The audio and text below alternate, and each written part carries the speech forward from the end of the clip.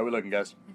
You look great. Looking good? Yeah, you looking look really good. good. You know, I did my hair for y'all today. I know, it looks really good. Man, I appreciate all the compliments. I have low self-esteem. Anyway, how's it going, guys? Sammy Jarouche, your humble and most faithful video director of Consequences Sound, bringing you another Facebook Live session. Here, our very first Facebook Live, actually, on a tour bus. Very momentous occasion. And a very momentous occasion as well, because we're here with two very, very special guests. Your favorite band, as well as mine, Tegan and Sara, and they're sitting right over here. What's going on, guys? That was awesome. That was a great intro. I thought it was. Yeah. I thought it was. Would you guys mind introducing yourselves and letting people know who exactly you are and what do you do? Absolutely. Hi, everyone. I'm Tegan. And I'm Sara. All right. We make up Tegan and Sara. Well done. So, ladies and gentlemen, now is your chance, man. You have the opportunity to play rock and roll journalist and ask them any and all burning questions that you have had in your minds from day one. Anything you've ever wanted to ask Tegan and Sara, now's your shot. I'm gonna give you guys just a few warm-up questions before we dive into the fan ones. Love it. We're kind of wrapping up the year now. We're almost about to get into November. It's getting chilly out, so I'm just curious as to know when it comes to the best music and the best movies, what have Tegan and Sara appreciated most this year? Oh my god. I get so stressed out by this question, you know? Like, I feel like if I don't have my computer in front of me, I'm like, do I even listen to music? I really like the K-Tranada record. Is that how you say it? K-Tranada? Not just because he's from Montreal and so cute. It's also because I think that his record is just solid start to finish. That's probably one of my favorites. I really like the new Cass McCombs record. I love the Beyonce record. Shura, an artist out of the UK. We really love that. We toured with her a bit this year, so that was cool. Lots of great music. And then films, I barely see any anymore. I mean, I honestly... You like Ghostbusters. I thought Ghostbusters was great. I love how that's the one movie you're like, Sarah saw Ghostbusters. I saw a lot of documentaries this year that I really liked. Like, I've been watching... I think I'm on that same timeline that a lot of people are on right now, where we're watching a lot of TV and binge watching, so movies feel long to me all of a sudden. Like, I can sit and watch 8 episodes of TV, but somehow sitting through, like, an hour and 35-minute movie feels like school. It's torture. But I did watch a lot of really great documentaries. Even on the flight here, I saw a really beautiful Nora Ephron documentary. I saw a documentary on the way here about female writers who write romance novels and how that genre is sort of written off as being... You don't know either the titles to those silly. songs? No, people just Google that. No one needs names anymore. You don't even need to know the name of our band. You could just Google right now, like... Twins who never stop talking, and I bet you Tegan and Sara comes out. They're both HBO films. Everyone's already started Googling it right now. Exactly. Yeah, exactly. All right. So we actually got a ton of questions that are coming through right now. And we got a question actually from Josh Moroner, and he wants to know what your favorite Prince album is. Good. This is just like, we have this joke that men love asking what your favorite things are and like also making lists. Like they're always like, top 5 Beatles songs, go. And you're just like, what? I don't want to have to answer that. Like I don't want to have to pick my favorite Prince record. I love all Prince. I mean, my favorite probably for years and years and years we covered When You Were Mine. We thought of it as being more like a Cyndi Lauper song because it was on the Cyndi Lauper record of our childhood, and I was just home in Vancouver and I was alphabetizing my record collection.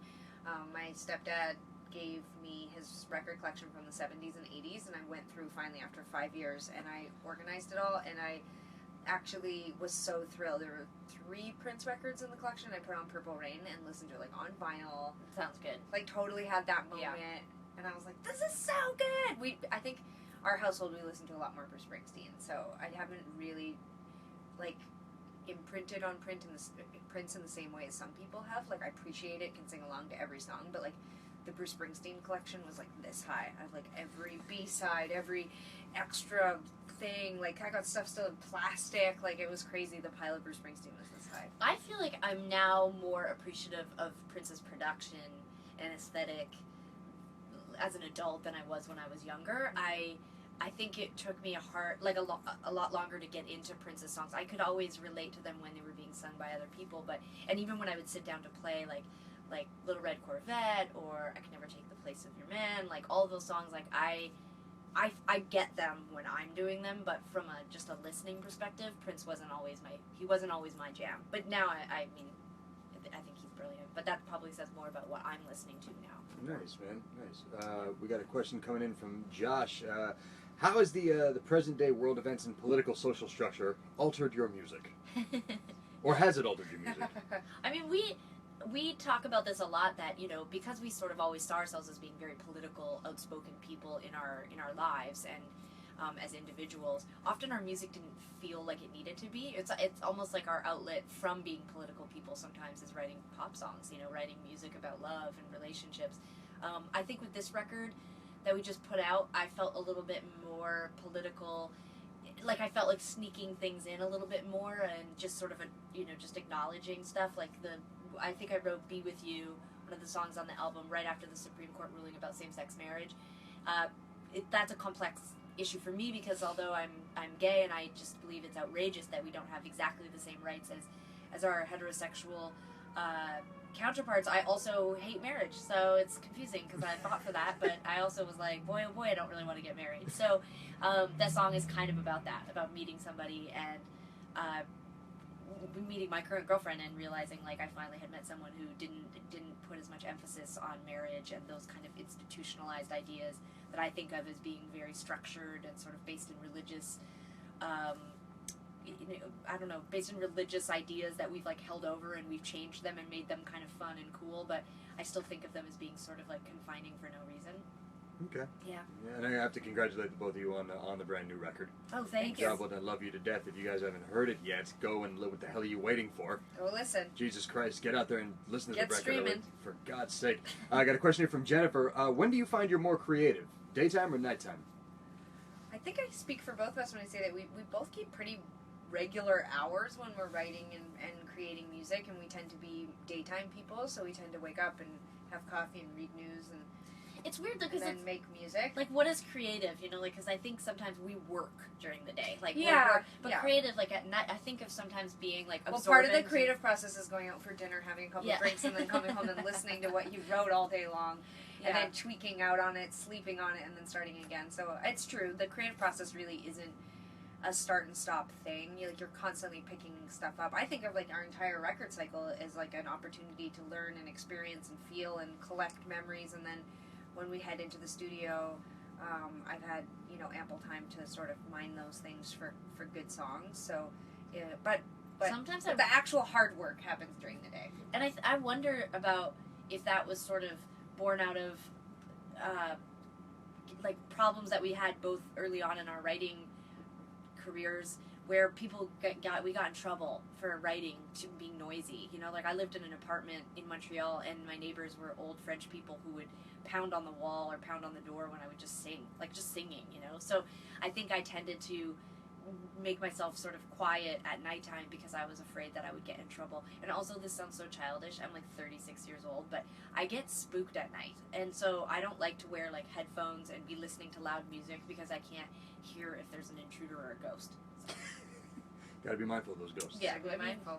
That's I why mean, I like do Ghostbusters. you have a Ghostbusters pack? Are you ready to fight off all the? I want nothing to do with ghosts at all. I have no desire. I've never been, like, a spooky person who's, like, wants to see scary movies. I recently overheard a big in-depth conversation on a video shoot that we did. All these people were talking about their ghost stories, like completely straight face, telling each other at the table their ghost stories. I had to, like, actually leave because I was filled with disdain. Oh, wow. Yeah, I just, like, don't believe it. That's some serious conversation right there. It's like I'm daring a ghost to prove to me that they exist, but I just... Would you say either of you have ever had experiences with a haunted area, ghost encounter? I'm telling you right now that it's not a real thing. It's a stupid question, and we won't answer it with a stupid answer.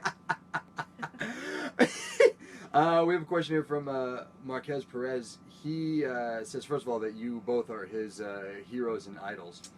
And his question is this. I'm currently a lieutenant in the U.S. Army part-time, and I've asked this question to everyone, and they always shy away from it. He's asked captains, majors, colonels. It's regarding transgendered enlisted soldiers. He's always wrestled with what he could do to help them feel comfortable and not feel segregated or alienated. Well, first of all, that's awesome. I mean, it's we are not in the military and are not trans, so I would hate to speak on either topic too in depth, because I would rather just speak from a place of like my heart. And I think that, you know, as a queer person and as a member of the LGBTQ community, as someone who's always been labeled alternative or different, or I'm much worse than that too, I think the biggest thing that people have done for me is just listen, educate yourself, and yeah, offer to listen and be a part of hopefully making this world a better place for trans people. I mean, I think right now in the thick of our trans civil rights movement, and I think all of us, even people from the LGBTQ community, have to listen more. We have to understand. We can't insert ourselves into a conversation if we don't have all of the facts. And when it comes to the military, you know, I know very little about it, as I have not served in the military, but I would say that it seems like a very, very important thing to be talking about and understanding right now. So, but the first step is just being open to listening and wanting to help, and offering an ear, and you know, I think, I mean, I don't know if you have more to add to that, but I think we definitely start there for sure. Nice. I got a question from Melody. If you didn't go into music, what would have been your ideal career choice? I mean, it's so hard now to say, because I think part of what led us to music was our lack of vision, or like not being able to exactly find what it was that we were good at or what we both liked. And because we were both interested in performing and writing, and music was our obsession in, you know, our whole lives, there was something about all of that then intersected with business. Like, we actually really quite enjoy everything about our business. We're very much involved in our merchandise, our publishing, our record deals. We sit through every meeting. We're fairly involved in, even on a daily level now, with so much infrastructure, being a bigger band, we're still involved in our budgets. We go through everything with our managers and our agents. So it's weird. I would never have known that we would probably be really well suited to have a small business, but probably one of the most surprising things about becoming musicians and being able to build this career was that we have a knack for it. We're quite good at it. We can tag team, and we have a really thoughtful approach and a bit of a yin and yang kind of thing. And I think, you know, if I went back in a time machine and I couldn't do music, hopefully I would think that, you know, maybe my leadership and my, you know, my marketing and vision and those kinds of things, that they would have benefited some kind of business. Nice, man. We have a question here coming in from Michael. He wants to know, off your new record, the song That Girl, what is it about? Because he says that song to him is very mysterious. Sometimes it feels mysterious to me too. We just were talking about it backstage, because we keep taking it out of the set and then putting it back in the set, and we feel like it's really different than everything that's in the set right now, so we're having trouble finding a place for it, which is kind of symbolic, I think, because that's sort of what the song's about. You know, like, I think it was a combination of me questioning my actions and behaviors in my life, especially related to romantic relationships, but then also questioning how I fit into the relationship that I was in, and also me questioning things that I was willing to put up with within a relationship. And I found myself a lot being like, I don't want to be that girl that says blah blah blah. And so, I mean, I think it's a pretty relatable topic, or idea. Like, I think that we've all been in that situation where we feel like we're trying not to be that person that's like that, but you end up being that person. And I think it was a reminder to sort of step outside of my situation and look into that situation and maybe have compassion for myself, that I was more like everyone else than I thought, and I didn't need to be so hard on myself, I guess. Okay. So, which is how I feel when we perform it live. I'm like, it's fine, friend. You're doing a great job, song. You're doing okay. You're doing fine. I got a question here from Melvin. He asks, do you think your music would be where it is today if you didn't take it to the quote-unquote pop side of music on the Heartthrob album? You know, it's hard to say. I think that we've seen certainly a continued passion for our older music. Like, that's just obvious to me every night when we play songs off of the Con, for example. People get stoked. So I think we would still certainly be able to tour and perform at the level we're currently at if we still were making music that was more, indie rock, whatever you want to call it.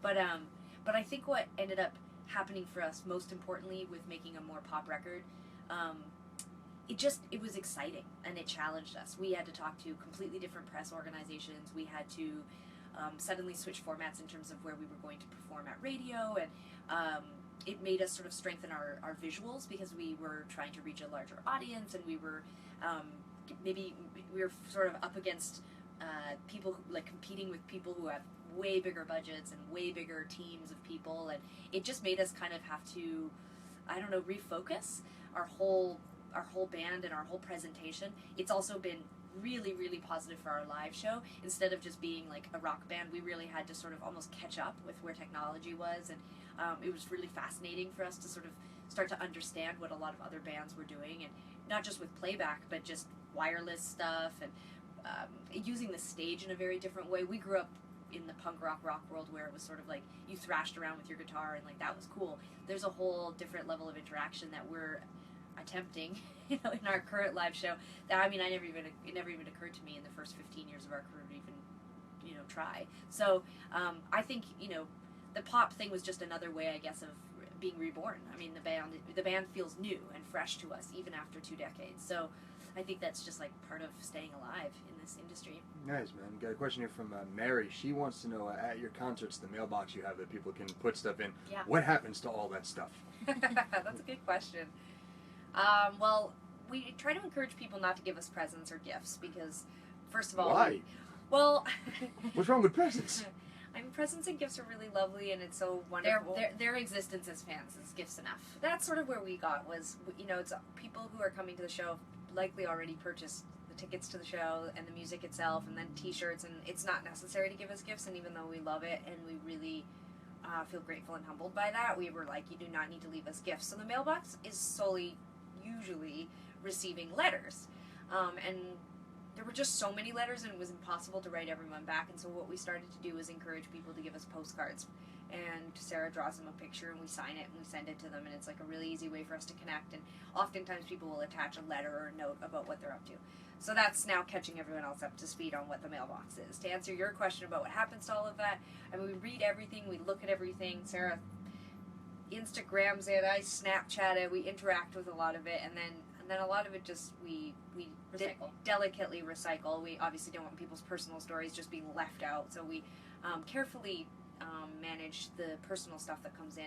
And then there is still like fan art and gifts. Someone gave us the poop emoji and the another emoji face pillows, and we use them every day backstage. And someone just actually got just an unbelievable kick-ass pair of high top Vans and painted it to look like our video for Hang On to the Night.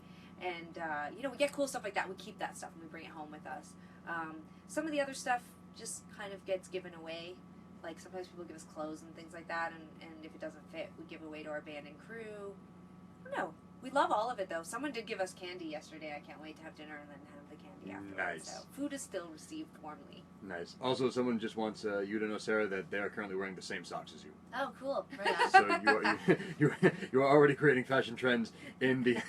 And then someone also wants to say on the fashion tip, they're saying awesome leather jackets. Do you carry switchblades? We absolutely, yeah. We're we weapon make like free. greasers late at night. We're weapon free. I used to have a knife on my keychain, but then if you can't carry them through airport security, so there's no point. Okay, man. I just use my ninja skills. I guess it's a good point. There's actually a lot of South American fans that are tuning in. They want to know any plans for a South American tour.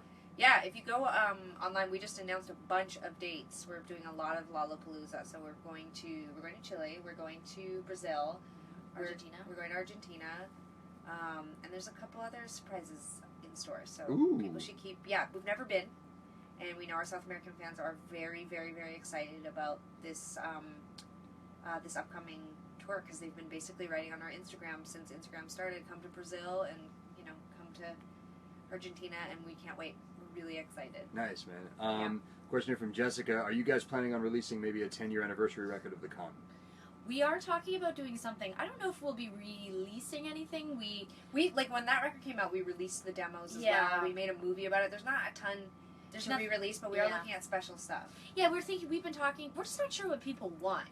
For us, we've always been sort of a populist band. Like, to me, do people want to hear us go out and perform that record like top to bottom? Do they want to hear us reinvent those songs? Do they want us to go out and just do the songs acoustically and like take questions and do like a Q&A about the album? Do we screen we put out a little movie that came out with with the album. Maybe we should do one of those Twitter polls, you know, Yeah. like where you put it up and you, like, I Yeah. see them on Twitter. I don't know how to figure out how to do I it. can do but- it. I know how to do it. I'll help you. But we definitely are in talks to do something. We would love to. We feel like because it came out in 2007, we have like another year to really like put it all together. But we're really proud of that record, and it seems to be the record that really deeply affected our career. You know, it really changed the course of our band. That was when we moved over to a major label. It's sort of when we saw our band kind of hit, I guess, more like mainstream status, just in terms of. You know, like we could use our name and people would not just go, "What? I haven't heard of you guys." Like it was like one of the first times in our career I remember thinking like, "Oh, I think we're getting to be a bigger band." Right. Yeah. That's awesome, man. I got a question from Holly because you guys have been releasing music videos for every track off of the new record. So she wants to know when the last 2 videos are going to be released. Great question. Both are in post production right now, so both will come out before the end of 2016. I think probably. That Girl is going to be done first, and I think it'll come out early November, and then Dying to Know is the last one, and I would assume probably right at the beginning of December that one will be done. And both are going to be really cool, and I feel like we're both pretty excited about the fact that all 10 videos are completely different. I think they're a really neat package, like the 10 together, so... And I'm just excited we don't have to be in any more videos. No more videos. You've hit your video quota for the next however many years. Hit the quota big time. We're like really excited because of these last 2. We only participated really in one, and we didn't have to do anything extra to be in it. So, okay. But yeah, we were like we're videoed out. Because I was actually curious about that too in regards to, I mean, when you guys were putting together the record and stuff, I mean, was this an idea you had from the beginning where you're like, okay, let's try to create a concept for every song like from the get-go? I mean, the thing that has always been tricky with video budgets, especially as we've sort of seen I don't know, just like a complete change of like how video content is used. The traditional model is like your label gives you a video budget, and you usually split that between two songs, and you know, ideally those would be 2 singles, and it's always felt a bit, I don't know, it's always felt like, why not just make a video for everything? Why not take the whole budget and split it up instead between every song on the record? Obviously we sort of budgeted for the singles a little differently, but because we are in a fortunate position of being given enough money to do that, we were able to, I don't know, extend the creative process. Like, once the songs are recorded, you know that there's going to be deep cuts, as we like to call them, where they're not going to get the attention that the singles are going to get. They're not going to necessarily, they're not going to be the ones that are on radio. They're not going to be the ones that people feature on TV or on YouTube or whatever. So we just like the idea that they all sort of get their creative due, and it also, to me, creates a more 3-dimensional look to the whole record, because it sort of feels like that's the way people are listening to music now, is on YouTube. That a lot of times people aren't just listening, they're actually looking, and so it just seems like a no-brainer to provide a visual element to the record. Nice, man. Sarah, there are a lot of people asking about your cats. What would you like to know Well, about them? somebody asked specifically, do they sit up like humans? They do sit up like Yeah, well, I mean, like gross humans, like gross lazy humans who are wasted. Yeah, they're pretty bendy, you know, like they sort of slump around a lot. They're flexible? Yeah, they're really flexible, and they're preferred. very common for the breed. Yeah, the breed is Scottish Fold, and they're totally known for, if you Google Scottish Fold, it's just thousands of pictures of cats sitting on their butts, and my cats do that. And then one of them, Holiday, my firstborn, who's my favorite, she also does another trait that a lot of Scottish Folds do. She stands on her back feet, just completely erect, like just stands Like without up. help? Like without help. You gotta go to our Instagram page. Yeah. Oh man, I'm definitely And yeah. she does that. I'll walk into the kitchen and she'll be like standing fully just on her feet, standing up on the kitchen counter. It looks weird. How was your day? It looks like she's a mini human wearing a cat suit, like standing up. Because somebody was also asking It's- too, have you taught your cats to use the toilet like a human? Oh my god, no. To me it's like, let's not push it. Like, no, like they go in the litter box. That's good enough. They don't have to be able to do my taxes. Like, they're fine. They're still cats. But yeah, no, they're pretty cool. I know that everybody thinks that their child or cat or partner is the most special or whatever, but they're pretty wild. Like, these cats have personality, there's no doubt. Nice. Got a question here from Eric. Pancakes, waffles, or French toast? Waffles. Yeah, I I think waffles. Waffles. French toast is good though. Like as soon as you say French toast, I'm like, No, they're right. all good though. Pancakes are good. It depends on the mood. If I had to just only pick one for the rest of my life to indulge in, I would pick waffles. Yeah, I kind of like waffles with the I like that there's structure and crisp to them. yeah, and then butter, and then it melts, and then you put this Pockets of butter. Ugh. Or have you ever tried like making like a huge waffle and then just like covering it entirely in like whipped cream and just No. going to town? Oh my That god, sounds delicious. Though. it's amazing. I mean, that's probably why I I've guess that would yeah, that sounds pretty good. taken many years off my life probably doing Yeah. that, but still. I got a question here. Favorite Snapchat filter? I don't. You do it. I don't. I don't know. I mean, we have our own Tegan and Sara Snapchat That's filter not that your we favorite. use. That we.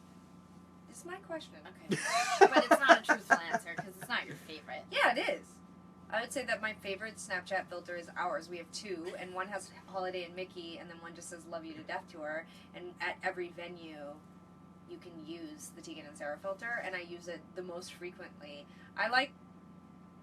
Lately, the only thing I really use on Snapchat is I take photos of Sarah when she's both not aware that I'm taking photos and aware that I'm taking photos, and then I just add my Bitmoji doing ridiculous things around her. I'm not sure I understand Snapchat, which is probably why I use it, because I like it. I like that there's no comments. Right. I don't like think that. anybody really understands Snapchat. No, They and just like kinda you know, like roll Sarah with it. Kids uses do. Sarah Kids do. uses Instagram. I like she does all her posting for us. Like so, I'll send her photos of funny things. Okay. And we, like post this, and then I run our Twitter along with Sarah and our management who post all the like info that you might need, like set times, like tickets. Tickets are available, that kind of stuff. Sweet. Sometimes Snapchat is literally the only thing I really use it for. Is just putting my Bitmoji, like swinging on a vine past Sarah sitting backstage, putting her makeup on. Like I don't know, it's stupid.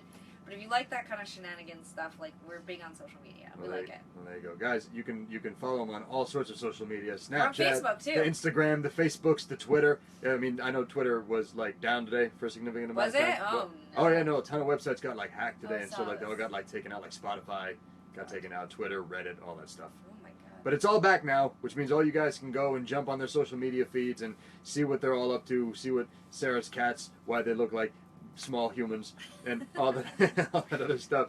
Again, guys, thank you so much for taking the time to hang out. Thank you. It's a pleasure. We Sincerely- love the site. Thanks for hanging with us. Oh man, anytime. We're gonna.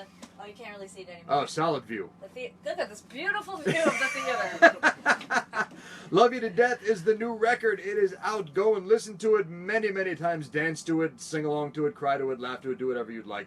And Whatever you want. yeah, and how much longer are you guys on the road for now? We're out till the middle of November, and then a lot of international stuff next year. Just announced some Australian dates, and going to announce some more stuff in that region in the next few days.